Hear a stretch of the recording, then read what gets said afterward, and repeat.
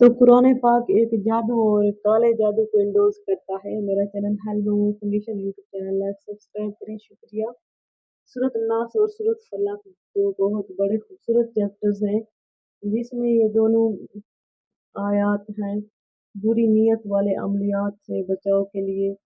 ये फिर सूरत फलक और सूरत नास में अल्लाह ताला ने इस जगह पे कहा कि ये राज की बात है, किसी गिरोह की बात हो रही है। एक शायर ने कहा, शेर है वो कि जो हिम्मत बढ़ी जहां से क्या हो गया। इस आयत में गिरोह के लिए खास जो गिरोह जादू करने वाले होते हैं, पढ़ पढ़ के फूकने वाली की शर से, और किसी शर से पनाह मांगी जा रही है जो पढ़ पढ़ के फूकने वाली फीमेल्स औरतें होती हैं।